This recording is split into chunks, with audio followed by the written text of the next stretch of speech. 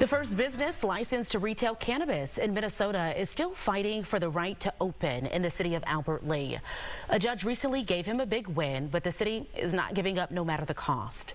Fox 9's Corin Hoggard has the latest legal developments and why they could become very expensive for taxpayers. Jacob Schlichter excitedly showed us his smoking tree space in June, the week he got the state's first cannabis retail license. 3 months later, it's almost just as empty. We were set to open the next day after getting that state license and city registration, and all of that fell apart. Albert Lea's city council blocked his business license, which has prevented him from opening. It wasn't mentioned at the time, but city leaders later said Schlichter's 2017 misdemeanor conviction for contributing to the need for child protection or services gives them pause. But that charge does not disqualify a cannabis business applicant, and it's older than the 7-year look back for background checks. The only one breaking the law would appear to be the city.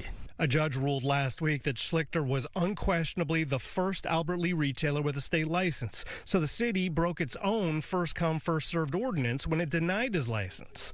The court ordered Albert Lea to issue the business license or come back October 13th and explain why it hasn't complied with its own rules. City manager Ian Rigg tells me the city is choosing the second option, so the only thing burning out of Smoking Tree is cash.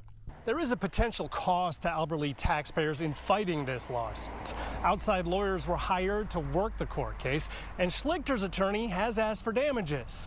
The initial court ruling says he has suffered a financial injury. The city manager tells me their liability insurance provider hired the outside attorney, and the city hasn't received any bills yet, so the cost is unknown. But back on July 28th, when the city council voted to deny Schlichter's business license, the city's attorney said a lawsuit could reach 6 figures if they tried to block cannabis altogether. We would expect to spend, if a legitimate defense of that lawsuit would cost easily $100,000. The city opted instead to keep its licenses capped at 2, and it gave them to the second and third businesses licensed by the Office of Cannabis Management. Coming up at 6, we'll talk about another legal battle between the state and one of those owners, who are both from out of state. In Albert Lea, Corin Hoggard, Fox 9.